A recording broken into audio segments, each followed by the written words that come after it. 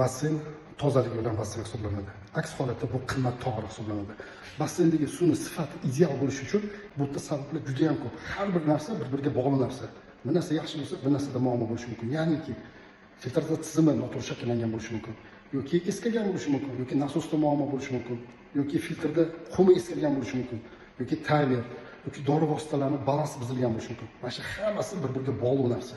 Shundan bitta sikl buzilgan bo'lsa, sizda basseyingizda ideal holatga erishish qiyin bo'ladi. Shular jumlasidan ham shu basseyn shu holatda.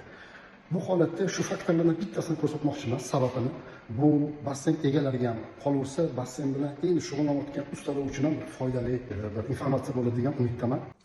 Ya'niki mana filtr. Da bu eski filtr. Filtrda mana selektor degan joy bor. Shestipozitsionka deyiladi, mana shu miyasi. Bu miya bilan siz suvni yo'nalishini taqsimlaysiz. Ya'ni 6 ta yo'nalish bor. Suvni chiqarib olasiz basseyndan, filtratsiyaga qo'yasiz, pilisos qilasiz, qumni chayasiz, apressovka qilasiz va filtratsiya tizimi, filtratsiya yo'nalishi. Mashina boshqarayotganda mana shu klapan, mana shu rechakka bosiladi. Bosilib siz kerakli funksiyaga qo'yasiz. Mana shu holatda aytib o'tish kerak, bu miyasini charchashini sababi ko'p holatda nasosni o'chirmasdan selektor boshqariladi. Bu juda eng katta xatolardan bittasi. Sababi siz rechakka bosganingizda, chapga burganingizda tagida klapan ko'tariladi. Shu klapan tagida nozik ingichka bir salnigi bor. Nasos ishlayotgan paytda siz buni ko'tarsangiz, nasosdan kelayotgan davleniya salnini olib chiqaradi. Yoki joyini qo'zg'atib oladi, shu hisobiga buni tomga ketib qoladi. Bu ishlamay qoladi. Buni hisobiga, bu funksiyasi buzilgan hisobiga basseyingizda suv kamayishi kuzatiladi. Ko'p ustalar, misol bu yerda xuddi shu holat, mana kran qo'yilgan kanalizatsiya liniyaga. Bu basseyndagi suvning kamayishini to'xtatish maqsadida qo'yiladi. Lekin bu bilan muammo hal bo'ldi degani emas.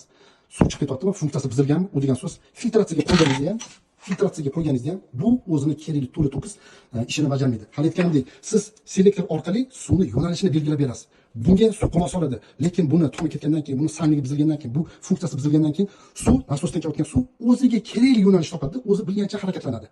Filtratsiya tizimiga qo'yganingizda, filtratsiya holatiga qo'yganingizda selektorga kirayotgan suv yarmisi nasosdan kelib, mana bunaqasidan o'zining yo'nalishini ketadi basseynga, yarmisi filtrga keladi. Bu degan so'z filtr o'zini ishini to'la to'kis bajarmagan hisobiga basseyngiz har xil holatga kuzatiladi, suvingiz tiniq bo'lmaydi, tabiatingiz buziladi. Nima sabab ekan deb o'ylab qolasiz. Sabablardan bittasi, global sabablardan bittasi shu bo'ladi. Ya'niki kran qo'yganda muammo hal bo'ldi deb fikrlash kerak emas. Gap isbot bilan degandek, mana hozir selektorimizni filtratsiya holatida turibdi. Filtratsiya holatida turibdi bizda. Nasos o'chiq holatda buni kanalizatsiya qo'yamiz. Ya'niki biz suvni yo'nalishini basseyndan chiqarib tashlamoqchimiz. Yo'nalish belgilaymiz. To'la to'kis hamma suv basseyndan chiqib ketishi kerak, kanalizatsiya qilib. Boshqa joyda suvni harakatini ko'rishimiz kerak emas. Mana shu holatda nasosni ishlatamiz. Nasosni ishga tushdi va basseynga qarab yo'l olamiz.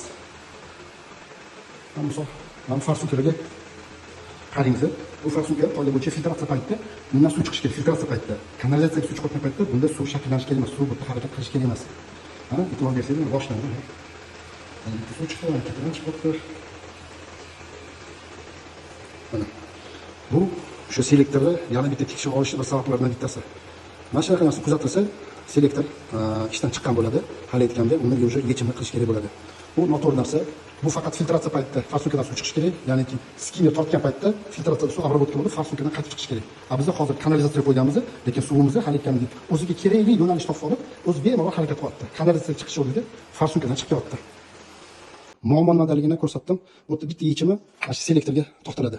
Selektor topib alohida sotiladigan anaqa mahsulot.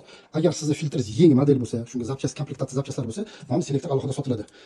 Raketlardan yechasiz, tagiga bochka bilan ulangan соединительный yechasiz, o'rnalishtirsangiz, inshaalloh muammongiz hal bo'ladi.